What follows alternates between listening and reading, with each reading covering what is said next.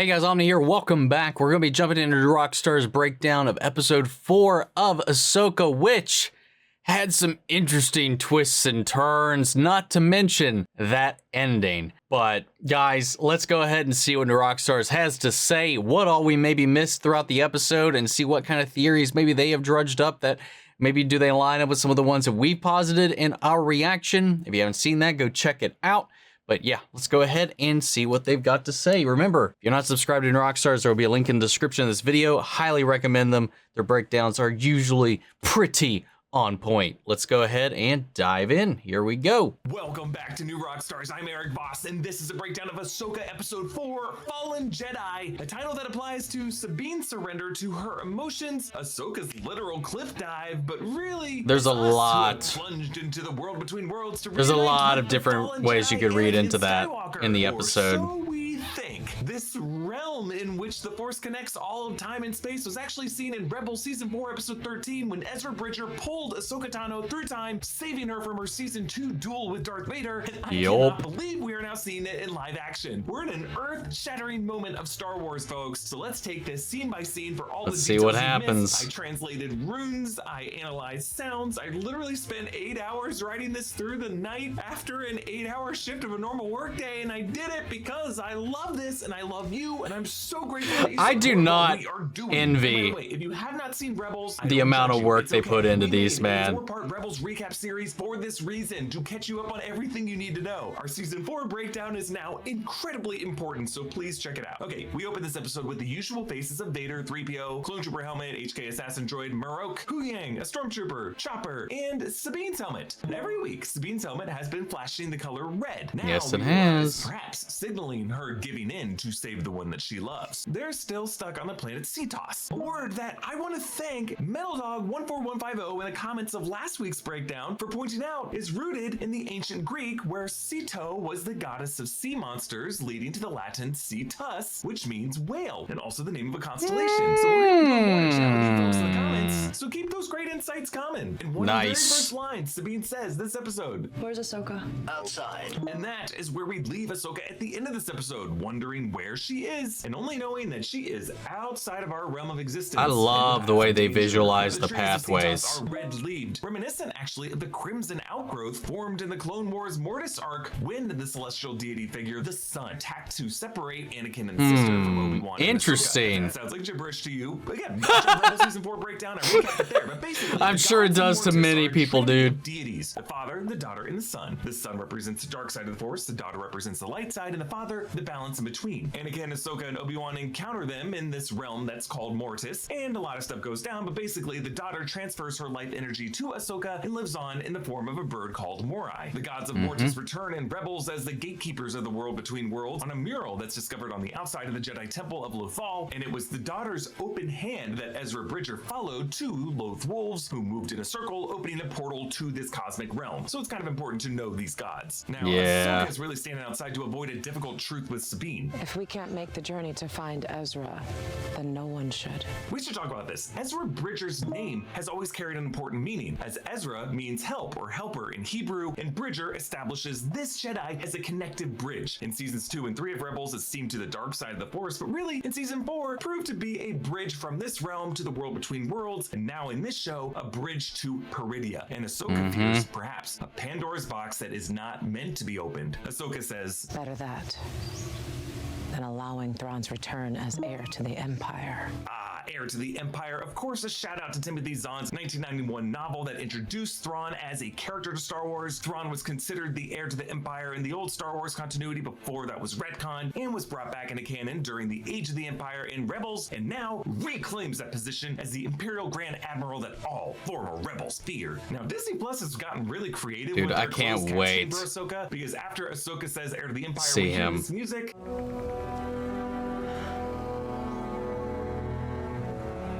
And the closed captioning describes this as thoughtful music playing. Thoughtful as in Sabine has to kind of chew on this, but also Thrawn is the most thoughtful thinker in Star Wars. Ahsoka is not looking forward to being outmaneuvered though. Yeah. Is everything all right?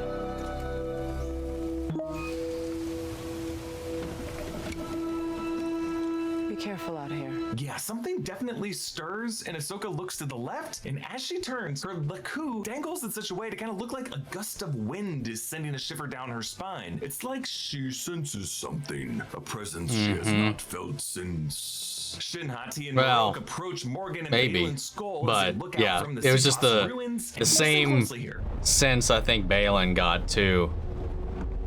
Yes, you can definitely hear Purgle in the sky above. Morgan and Baylan watch with some trepidation though, because remember, those hyperspace whales did not exactly help their side in that chase last episode. While this episode ends with the Eye of Sion blasting off on this path of Peridia, I am guessing that Hera, Jason, Chopper, Ahsoka, and for the love of God, better be Zeb and Rex too. Whatever's left of the Rebels crew is going to follow this yellow brick road the natural way and ride some Purgle to Hell Peridia. yeah! Baylan tells Morgan, We best get underway soon. Is that a note of fear in your voice? Experience. So we later learn this episode that Baylan totally knows that Anakin Skywalker became Darth Vader, and that Vader's former apprentice is not worth sticking around to face. Sabine now wears her Mandalorian armor with the Rebel insignia on one pauldron and on the other, a Purgle. So this was the new color design that she took on in the Rebels final episode epilogue. She also wears these Mandalorian van braces, which look customized from the ones Finn Rao gave her in the Trials of the Darksaber episode, and she checks her blasters, each of them a West Star 35, which are the blasters she uses in Rebels. Huyang surveils the tree line, and we see the droid's eyes narrow into these squinty eyes, like kind of a Clint Eastwood checking out the horizon. And I love it, because it honestly shouldn't make a difference for a droid's photoreceptors. It actually would make things worse, but it just characterizes him as kind of human. I love it though. So I love it. An HK droid attacks, and Huyang gives them personality. Well for an architect droid designed to teach Jedi younglings about lightsabers, but Huyang uses his upper shoulder arms to defend himself. We actually saw him grievousing with these while training with Sabine in episode 3, but Huyang uses one of those upper arms to break the motivator to turn the power off and alert Ahsoka and Sabine. And a busted motivator, sound familiar? That's how the droid R5 got Luke to take the droid with the message from Wren instead. This R2 unit has a bad motivator, look! Busted motivators, gotta love them. Now, when they're outside in the firefight, when Sabine is shot into a defensive standstill, Ahsoka shifts gears and pulls this insane combination. She stabs the guy through the face with her shoulder. Then she force lifts another guy into the line of fire of a shooter, killing that guy, and then tosses his corpse aside to let Sabine use her van brace to lasso the last one right into Ahsoka's saber. This is definitely some dark side moves here, and it shows that Ahsoka also not necessarily bring out some darkness in her. So we wipe home one and the new. We see that later in the episode, but there I just thought she was trying to protect Sabine, which I guess he might not be too far off on that one, but I don't know. Republic fleet as Syndulla and her son Jason join Chopper on the way to the Ghost, and Jason, remember, is the son of another fallen Jedi, Kanan Jarrus, and he actually wears the same green pauldron that Kanan wore throughout the Rebels series, and it has Kanan's symbol, and this symbol was seen on the head of the Loth Wolf named Doom, D-U-M-E, sharing his name with Kanan's birth name of Caleb Doom. One unresolved mystery about Kanan from Rebels is the question of whether he might have been brought to Lothal as a youngling by Yoda, Ki-Adi-Mundi, and Mace Windu, foretold by the markings depicting those figures on a wall in that cave that the Loth Wolves led them to in Rebels Season 4, Episode 7, Kindred. If that's true, that would give Kanan a similar mystical connection to the planet of Lothal, its Jedi Temple, and the Loth Wolves that Ezra had. God, man, this shit goes so deep. And now Jason, as the son of Doom, who also gets bad feelings akin to Force sensitivity and wants to be a Jedi, also would share in that kindred spirit, whatever it is. Jason asks, Mom, how come I have to do what I'm told and you don't? Yeah, it kind of sounds like Chopper says, well, because she's boss. We see how the Ghost is joined by 5 X-Wings, and I love how their shadow crosses over the top of that CR-90 Corvette at the bottom of the screen. Such amazing attention to detail there. In this fleet, if you look in the background, you can also see an EF-76 Nebulon B escort frigate, which first appeared in Empire Strikes Back. I love seeing all these ships from the original trilogy. X-Wing Captain Carson Teva, played by Paul Sun-Hyung Lee, returns from The Mandalorian. On your signal, Phoenix Leader. Phoenix Leader. He's recalling Hera's role as commander of the Phoenix Squadron during Rebels, which could be a sore subject because Hera in Rebels Season 4 led an attack squadron of the green-painted X-Wings as the Phoenix Squadron leader that led to a nasty defeat by Thrawn, crash landing on Lothal that resulted in Kanan dying to rescue her. But hey, before that, I guess a lot of good memories in the Phoenix Squadron. Hey, just like a phoenix, she's got to rise from the ashes, you know? Meet some other pilots, including Lieutenant Basie, who's played by Michael C. Alexander, with a green and yellow helmet, a Rhodian Lieutenant Moat, played by Don Dininger, a longtime special effects crew and costumer on many major titles, Lieutenant Jensu, played by Chow Naumova, who's a stunt performer, and Lieutenant Lander, played by Brendan Wayne, who, along with Lateef Crowder, does all the physical work for Din Djarin in The Mandalorian. Now, Brendan is actually the grandson of thought John he looked Wayne, familiar. And while we're at it, Diana Lee Inosanto is the goddaughter of Bruce Lee. Don't call these nepo babies. They are stunt actors, and no one in Hollywood busts their asses for their craft more than they do. And I love how Hera does a good mama move that every good pilot who rides Smuggler's Run at Galaxy's Edge does. Lets the co-pilot punch into hyperspace. Now, hell yeah. It's George Lucas clock wipe, and it's centered. I love just the sound, their volley, because that's what it sounds like when they all kind of go, because it's not all at once. It's like the as they all just go at different intervals. Oh, God, it's such an eargasm. Perfectly on the center of the Eye of Sion. And if that's not a clue that this hyperspace jumper is also a kind of time machine, turning back the clock, I don't know what is. Now, unlike in episode 2 when Baylan looked up at those clouds and saw Purrgil, here we do not see Purrgil, but we still hear them. So eerie, man. That might be because those mystical animals no longer want to assist these users of witchcraft. Baylan warns. For the jump we're attempting, if your calculations are off by even a little, we will be lost to the depths of the void. Yeah, Baylan seems to be referring to a void between galaxies, which sounds like a kind of buffer zone that you can't even jump into hyperspace from. Morgan tells Baylan, Have faith. now, it might just be me, but it kind of sounds like there is an echo on her voice, similar to that of Mother Talzin, the Night Sister, when she spoke in Clone Wars. I believe you have a question for me. Have faith. Now, Baylan responds. There's a to this. little rumble there. I lost that a long time ago. Yeah, we're still wondering about Baylan's origin as a Jedi, and what, other than the Purge, would have caused his falling out. Now, there's more interesting closed caption descriptions when Morgan activates the sphere.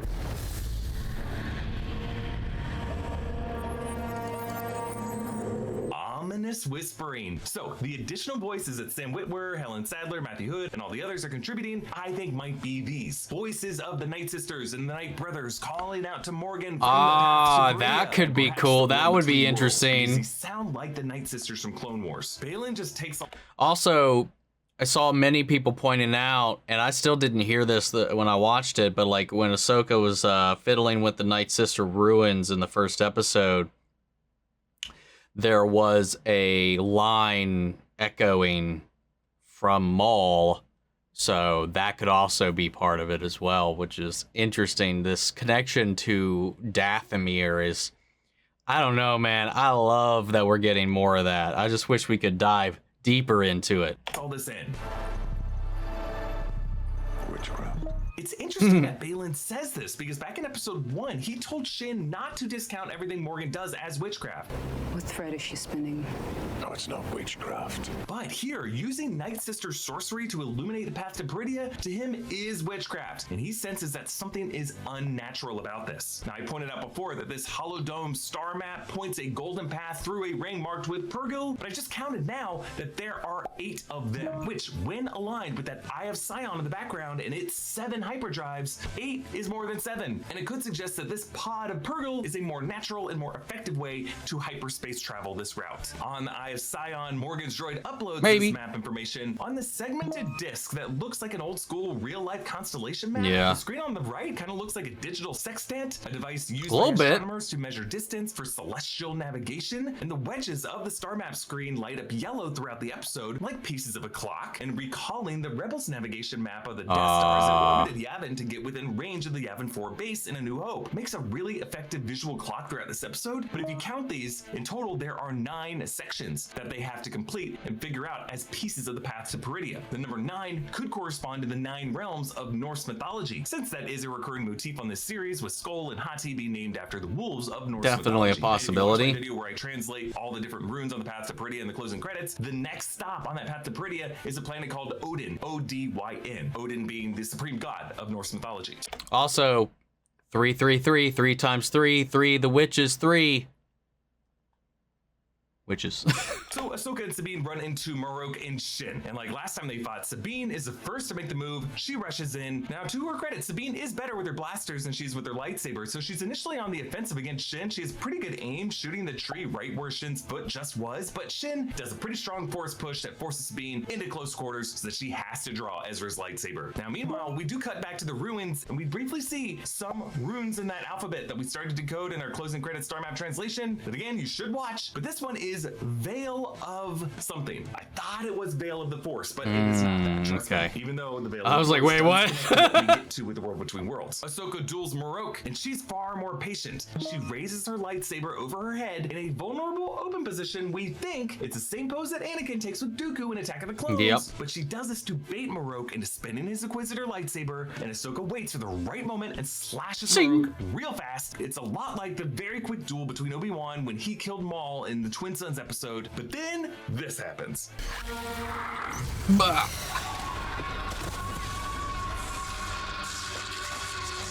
I know. Huh? The closed captioning is exploding hiss and screams. Screams means several voices are mixed into one. So the green vapor means we are looking at Night Sister sorcery, like the green flame that Morgan uses to activate the sphere, the green colored Night Sister ghosts that inhabit the Night Sister temple that Maul resided in on Dathomir in Rebels Season 3, Episode 11, Visions and Voices. It's pretty much confirmed, folks. Marok was not Ezra, he was not Starkiller, he was not Barriss Offee, he wasn't even the Shistavanian Jedi like I pitched, even though I think that might have been the most evidence-based of these wacky theories. He was most likely a Night Brother, a male member of the Night Sister cult, because dissipating into green vapor is exactly what happens to Maul's brother, the Night Brother Savage Opress, when he was killed by Darth Sidious in Clone Wars Season 5, Episode 16. If he's not a Night Brother, he might have just been a corpse animated with Night Sister magic. The screaming sound when he dies reminds us of when Grievous slaughtered the Night Sister clan in Clone Wars Season 4, Episode 19.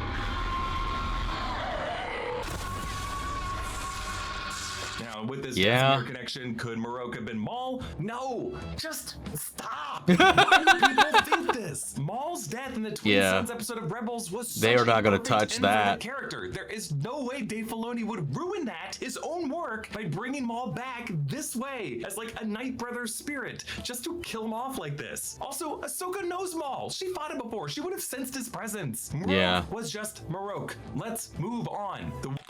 I do think we'll explore maybe, because it seemed like Shin had a very visceral reaction to him being disemboweled like that. I do think he's probably somebody who is past. I'm pretty much of the mind he was probably a resurrected corpse or entity, or maybe even a suit of armor instilled with a resurrected soul or spirit or something conjured by Morgan. Someone made a good point, and I didn't even think about this when I was talking about it, was that Marok only shows up once Morgan's freed. Like, we don't see him with Shin and Hati anywhere until that point. So, I don't know. But the thing that throws me is that Shin seems to, when they're just taken down, Shin has a reaction to that seemed like maybe they had a connection at some point, whether it be somebody she knows, somebody she grew up with, or whatever. I don't know. That's where I kind of have a little couple questions about that. But we know that Night Sisters, through Survivor, through Jedi Fallen Order, through the books, the canon books currently as well, and Clone Wars and all that they can resurrect the dead to fight for them. But also Night Brothers, dude, when they die, evaporate. I don't know that this was a Zabrak. I don't know how, unless they were very hornless. That helmet would be kind of uncomfortable. But yeah, I'm definitely going for someone they knew that we haven't, that they, through Morgan, brought back to help fill out their numbers. But we'll wait and see if that does blossom into anything more. One interesting thing about this is that he is the first Inquisitor we know of who was not a former Jedi, which is kind of weird. Baylan tells Ahsoka, everyone in the that we know of. Skywalker. Few would live to see what he became. Surely that must leave a mark. Is that why you walked away? Abandoned him? So Baylan knows Anakin became Vader. How does he know this? Maybe he's very perceptive through Night Sister magic, or maybe it's something he learned from Morgan Elsbeth by way of Thrawn, because Thrawn deduced from various subtle moments through subtext in books. I also just can't help but notice the probably unintentional wordplay there. If you would see what he became, surely that must leave a mark. And you know, what Anakin came would leave us with a mark. Now, the runes behind Ahsoka in this moment translate to Orbit of Occlusion, which is a nod to the Outer Rim Occlusion Zone referenced in the High Republic comics. So they ignite their lightsabers.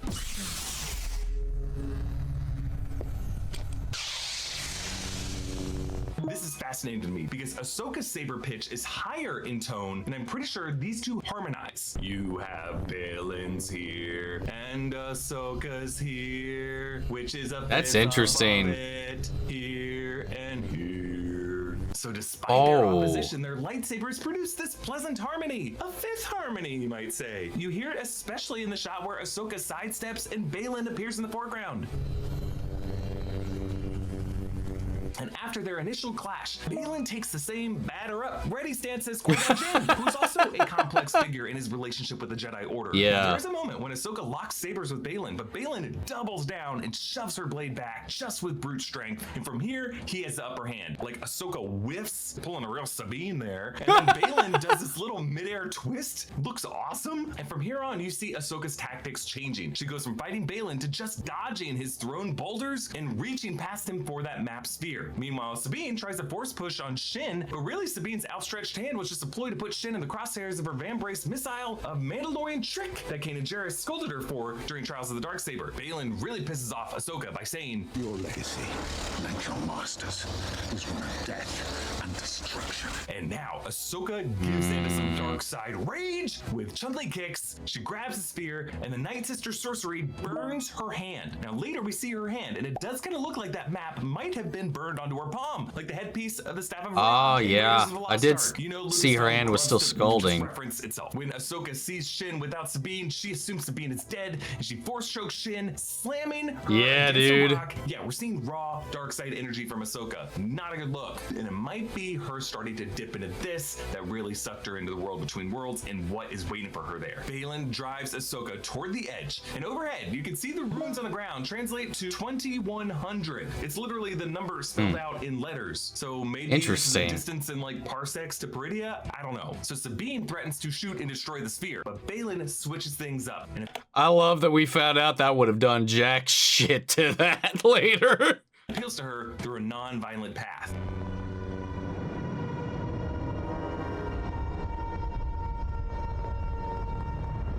Love that rumbling while he's sensing. Like Baylan is responding to a horn in the musical score, like he's sensing a connection to Sabine, appealing to her emotions. I know you feel that Ezra Bridger is the only family you have left. Your family died on Mandalore because your master didn't trust you. Whoa, this is new information. We last saw Sabine's family, including Ursa Wren, Tristan Wren, and Aldrich Wren, alive and well in the first 2 episodes of Rebels 4th season, but not anymore. R.I.P. House of Wren. But Moff Gideon's Night of 1,000 Tears, his purge, struck Mandalore with fusion bombs, which now must have happened after the Battle of Endor, between 4 ABY and 9 ABY, sometime after Sabine joined Ahsoka in that Rebels finale scene. So now we know the reason for Sabine's anger toward Ahsoka is that Sabine believes she could have saved her family from that bombing, but Ahsoka refused to let her go. Baylan offers Sabine the chance to reunite with Ezra if he joins her. It's a similar test that Ezra undergoes with Emperor Palpatine in the Rebels final episode, but whereas Ezra resisted that temptation, Sabine gives in. And it's a big mistake that she feels right away because Sabine starts gasping from Shin's force choke. Vengeance probably for what Ahsoka did to Shin. Violence begets violence. But you know, Sabine is feeling that reward for joining the dark side. Sometimes the wind gets sucked out of you. Baylan destroys the sphere and the Eye of Sion rises from the Cetos atmosphere and the Phoenix Squadron engages. Lock S-foils in attack position. Yes, the same order given by the Red Leader in the Battle of Yavin in A New Hope. Lock S-foils in attack position. And just comes back again and again in Star Wars. But Morgan doesn't engage. She just orders to jump to hyperdrive. And we're worried because even though the Holdo maneuver hasn't technically been invented yet, it is kind of a Holdo maneuver. But just because the ring is too big, it just kind of leaves this insane wake. Yeah, dude.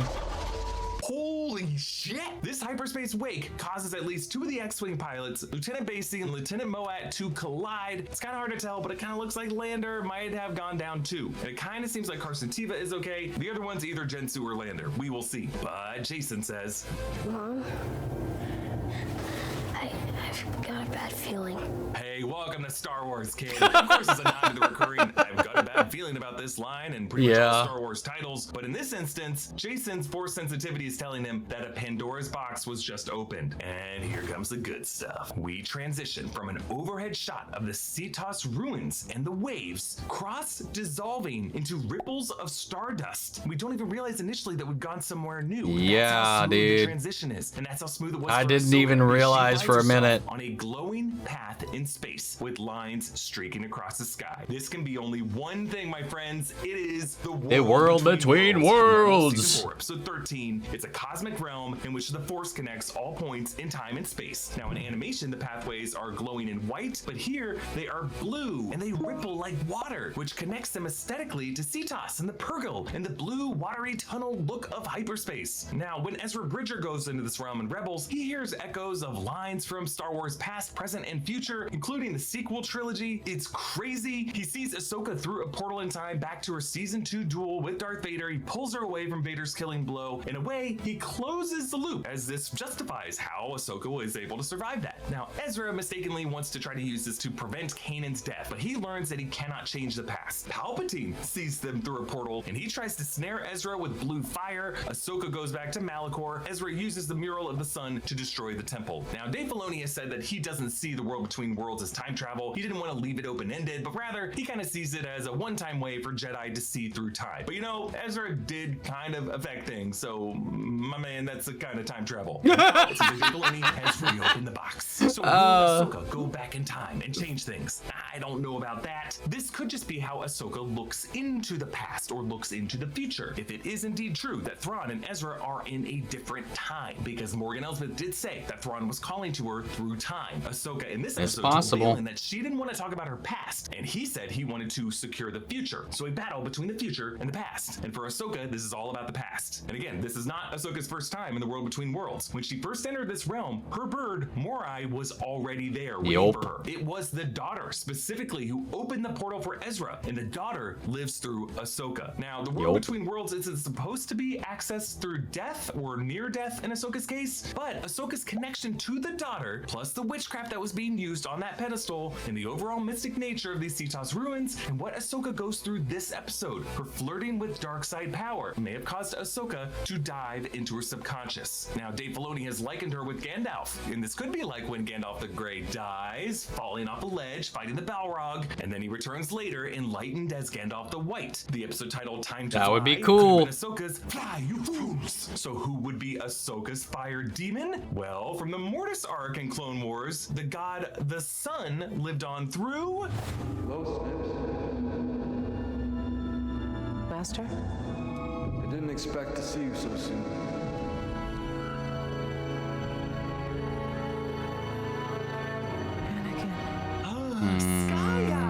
Wait, what's wrong with your face? Hayden Christensen's back! I love it! Snips was, of course, Anakin's nickname for Ahsoka in the early seasons of Clone Wars, when they often butt heads. And I love how Anakin appears over her left shoulder, just as he did in Rebel Season 2, Episode 18, Shroud of Darkness, when Ahsoka sensed visions of Anakin and Vader in the Lothal Jedi Temple, her guilt working through her choice to abandon him in the Jedi Order. Ahsoka, why did you leave? Where were you when I needed you? Do you know what I've become?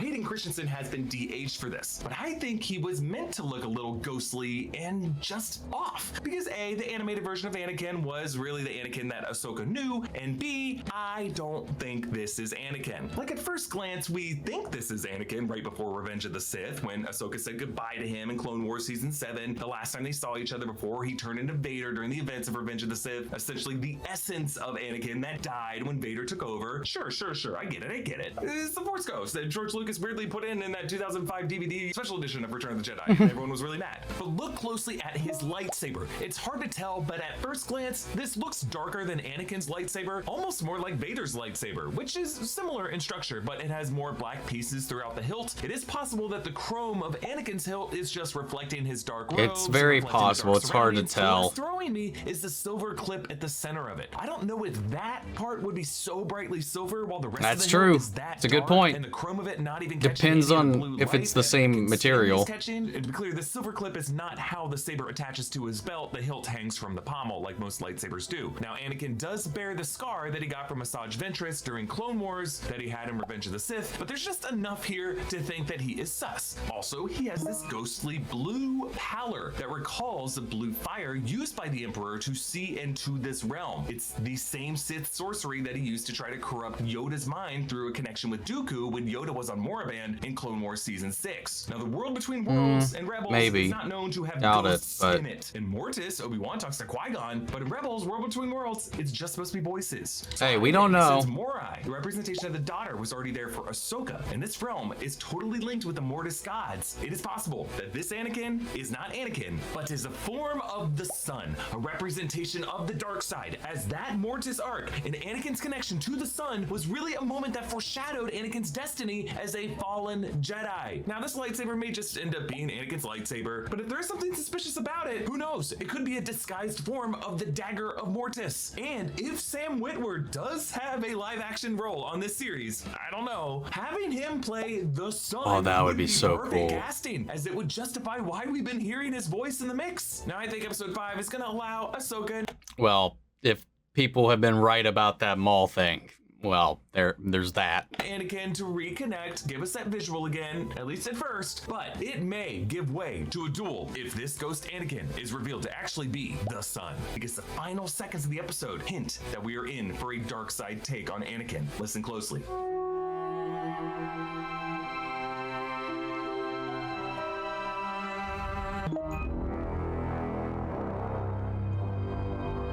Because in the background, you had a light trill of Vader's theme in Ahsoka's key, and then it as it hits the black, it full on goes back to the actual key. The notes of the Imperial March, Darth Vader's theme. Ooh, what an episode. Comment down below with your theories on what this Ahsoka series plans to do with I'm not sure, man. I'm not sure. Or Fanakin. Fanakin. Anakin. Anakin? Oh, I don't like that. I don't like that. Mannequin. Anyway, check out their shop. Check out their channel. I don't know what I think about it, man. I really don't right now. I'm kind of in the middle. I do think it may be some kind of forced test, but it also very well could just be, I mean, he looks different than when we saw him last in Return of the Jedi, because one of my first thoughts was it could be Force Ghost Anakin, but because the World Between Worlds itself is directly connected to the Cosmic Force, I could be wrong about that, but I'm pretty sure that is close, at least enough. I mean, maybe here, we've not seen it, but maybe here he doesn't have the ethereal look if he is there present here to give her guidance or advice. Maybe he is appearing to her based on where her last representation of him was. Now that doesn't necessarily line up with the way we've seen Force Ghost work before, especially with him in Return of the Jedi. So I don't know. That one seems to be the one thing that kind of holds up that kind of theory. But otherwise, I think it might just be something to test her with the way that she's kind of waning here, kind of not walking the walk that she's been talking to Sabine when it came down to it. Like she gave in to her emotions a few times throughout the episode.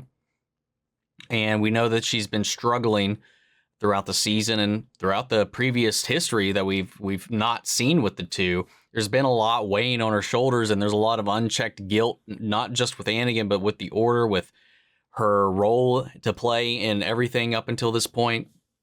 There's a lot of things she's just not really faced off against, and I think this might be a representation of that, whether it's the sun, whether it's a apparition of Anakin, similar to like when Luke entered the tree on Dagobah, where it was a Vader, but then it was him, but it was this thing that only he could confront. Maybe it's just something like that here within the World Between Worlds, but we've not seen anything like this happen in the World Between Worlds. The Morai is an interesting connection to make with it being able to cross over and bridge this without any need. She is and carries the essence of the daughter, so that could have been her key or gateway in. I don't know. There's a lot of ways we can read this, and it just has me so excited. Again, I love the visuals of this show so far. I love the aesthetic. I love this world. I love the way Cetos looks. And again, I like the parallel to the way the foliage on Mortis represented, or at least kind of paralleled the foliage here on this planet. And it just, I don't know. It's just an interesting way all these things are kind of married, because this like thing is this. Well, we do also know that gateways to the world between worlds are on these special force sensitive worlds, because these ruins, this little like device that Morgan was using, she said Light Sisters didn't build it. Beings much older did. So that could have been, this could have been built upon a portal or something of the sort, and she just happened to fall into it. So I don't know. I can't wait to see where this goes. I cannot wait to see the next episode. I think we're going to see Ahsoka fight Anakin. I think that's probably what's going to happen. After some reflection, some conversation, I would love a walk through memory lane through the world between worlds, kind of like have the past like kind of played against her, and kind of like the past that she's been avoiding, maybe. I don't know. I really think we're going to get like a kind of a trial of Ahsoka, and if she is kind of reborn from this as a Gandalf the White kind of situation, like he likes to attribute to Ahsoka, I'm curious to see how that unfolds. But guys, what did you think? What are your theories? Was there any details that they missed here that you guys caught? Sound off the comments. Let me know your thoughts down below. We'll carry on the conversation after the video. Hope you enjoyed the reaction. If you did, leave a like, drop a comment, subscribe if you're not already. Make sure to subscribe to New Rockstars if you're not already. And before you go, I want to shout out to channel legends: Benny Sherritt, Ryan, Karen, York, Coruscant, Margaret Grace, Melita, Robert Anguiano, Jeffrey Hale, M. Sephiroth, Jake and Trell, and Eric Official. Thank you guys so much for continued support. But that's it for this video, guys. I'll see you all in the next one. But until then, may the Force be with you always. Take care, everybody.